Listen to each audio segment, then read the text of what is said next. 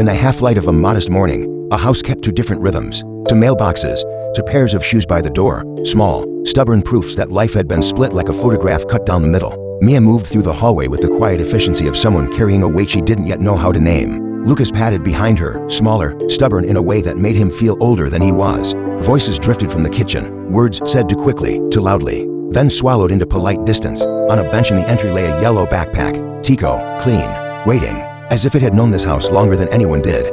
Objects notice things people forget, the way a smile can become thinner, the way silence fills the corners. That morning, routines kept going, lunches packed. Hinges creaked, but the air between the rooms carried a tension that made the day feel older than it had any right to be. And in the middle of that day, a small backpack sat patient, a quiet witness to everything that came next.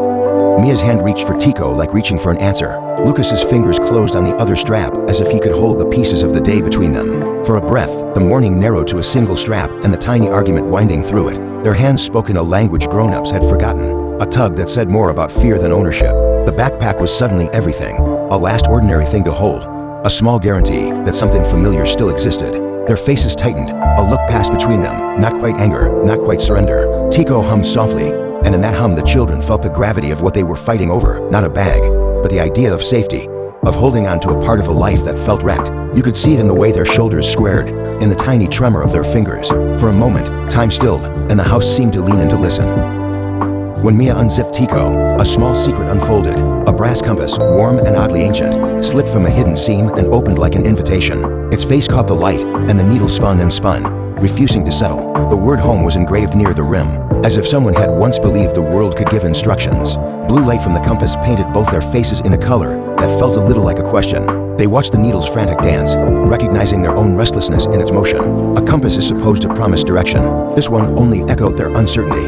In the trembling metal they felt the opening of a new story, a mystery that wasn't only about where to go, but about what had happened to the idea of home itself. Mia's breath fogged the small circle of light. Lucas leaned in. The world, for now, had become this tiny spinning face. The schoolyard looked like any other playground at first. Swings, laughter, chalk dust on sneakers. But for Mia and Lucas, everything felt sharpened by a private ache. They sat on opposite sides of the playground's social seesaw. Her on one side, him on the other. And in the pauses between games they could feel the distance their parents' arguments had made. Friends whispered. A teacher glanced their way with a sympathy that could not fix what was broken. The children learned quickly how private pain leaks into public rooms, how small silence becomes a thing other people notice and name for you. The world outside the houses didn't split the way the house did. It folded the split into the everyday, and the children found themselves carrying that fold into classrooms, into desks, into the way they passed a ball or avoided a look. It's a quiet kind of heartbreak, the one that runs beneath the bright noise of childhood. The compass kept spinning, under classroom desks, on bus seats, snagged on a chain link fence. Everywhere they took it, the needle refused to choose. Mia and Lucas followed it like a thread through a maze. Hope for a moment, disappointment for the next. They argued about which way to follow, which street might take them closer to what they imagined as home. The world responded with places and detours, but the needle's refusal felt like a reflection of their own confusion. Each spin sounded like a tiny clockwork sigh, and each click tracked the mounting impatience inside them. Searching became habit, arguing a default. They were half explorers, half fugitives, following a small light that never resolved their questions. The compass's spin turned their wandering into a kind of ritual, and every failed point nudged them further away from routine and closer to a place where something real might change. At dusk, the compass led them to an old cottage that seemed to be waiting for them, to battered doors side by side, like two stories that had settled next to each other and never agreed. One door was faded blue, the other was cracked red.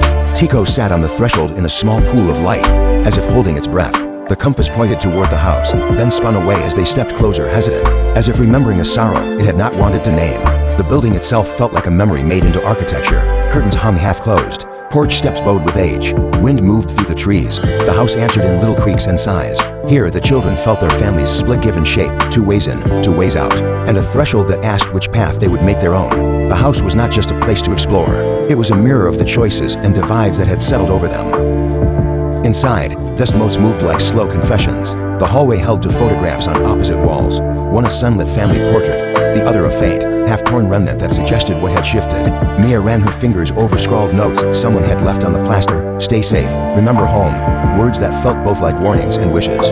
Lucas found a heart carved into the banister, split down the middle, as if someone had literally scored an image of love into two parts. Every corner echoed with memories, a smell of lemon polish from another time, the faint imprint of a child's palm on a windowsill. The house kept its history in these tiny things. The children, by exploring, began to externalize the grief that had lived inside them. It's one thing to feel sorrow. It's another to see it laid out like a room that can be walked through and examined. That made it, somehow, possible to start imagining a way to fix what was broken. Memory is not linear. It comes in stabbing images. A slammed door, the cold tilt of a phone call, the whispered phrase that lodges like a stone. In a sudden flash, Mia accused Lucas, "You always pick Dad," and it landed with the heavy clack of something that had been held too long. He fired back, voice tight. The bag in the doorway seemed to vibrate with the tension. Accusation is an easy shelter when you're hurting. It protects the fragile self by throwing the pain outward, but it does not heal. The compass spun faster as if caught in the cyclone of blame, and for a moment everything threatened to tilt back into old hurts. Then the storm did what storms always do. It exhausted itself, and in that exhaustion, a quiet space opened, small and fragile, but enough for something else to breathe. Rain began like a mistake and became the only honest sound for a while. They huddled in the doorway of the cottage, soaked, hair plastered, faces streaked with water and old tears. Tiko glowed faintly beside them, a small, steady light against the cool downpour. Words flew sharp, and then they stopped. Rain turns all the small dramatics into something soft and ridiculous. In the rain's constant voice, the children heard themselves more plainly. They looked at each other without the armor of blame and, for the first time in a long while, saw not the target of their anger but one another. The compass dimmed as if it, too, was listening. Silence can be a kind of conversation, not empty, but full of weight. And in that shared quiet, a kernel of recognition took root. They were together under the same sky, and that meant something. Out of the hush came sentences that were small and true. Mia's fingers unclenched. "I miss when Mom read us stories," she said. A small, bright ache. Lucas's voice softened. "I'm scared." These were not grand confessions. They were the precise, honest lines that make up a life. Admitting fear takes courage. Naming what you miss takes trust. There's a kind of bravery in being small enough to speak the things that frighten you, because in those words the other person can finally meet you. The compass seemed to slow, as if answering the honesty in the air. Vulnerability began to replace armor. It doesn't fix everything instantly, but it creates a new possibility. The chance to understand each other instead of guarding against each other. They sat closer. The room felt steadier. They gathered paint and brushes like people gathering tools to fix a fence. Messy, simple, human. Overhead light warmed the scattered tints of color. They debated, turquoise or coral. Mia argued for the blue that reminded her of the sea. Lucas wanted the red he remembered in a summer shirt. Instead of letting that small argument become a wedge, they mixed both until the color belonged to them both. Tiko hummed nearby, a tiny companion that seemed pleased by the cooperation. Sketching a door is not only an act of craft, it's an act of imagination. You design a doorway because you want what's behind it. Their plans felt like vows without words, to try, to make, to create something shared. In each brush they dipped and passed. The children were doing the hard work of repair, not grand, but steady and true. The painting began as a gentle music of motion. Long, bold strokes gave way to fiddly details. Small hands learned to follow, and then lead. Paint flicked, color found meaning as their laughter threaded the work with lightness. They sang a silly tune they'd remembered from a better afternoon, and the house, which had felt like a monument to absence, started to feel like possibility. Flashbacks of picnics and bedtime stories slipped between frames of their painting, not to erase the past, but to weave it into the new. Repair is rarely dramatic. It's a series of small acts done again and again. The montage showed that, mixing, rinsing, passing the brush, apologizing for a splash, and celebrating a matched stroke. With each pass of the brush, the door changed from a blank place of loss into a bright, worn surface full of choice. As the last stroke dried, the compass slipped from Tiko, rolled in a slow, deliberate arc, and came to rest with a crisp, decisive click.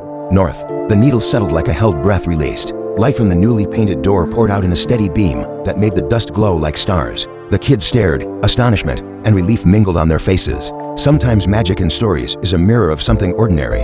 When people align, when their choices line up, the world seems to settle with them. The compass's finding of north was less about a map and more about the alignment they had finally created between themselves. In the little reflected light, they could see not only where they stood, but who they wanted to be together. Here, at the threshold they built, the painted door breathes open and the world changes its color. Light spills out soft and golden, washing the dark entry with a kind of welcome that feels almost like forgiveness. They step forward, hand in hand, small shoulders unburdened for the first time in a long while. Tiko rests on Mia's shoulder. It seems pulsing like a tiny heartbeat, quiet company for a brave little family of two. From this low angle, the doorway becomes a doorway to possibility.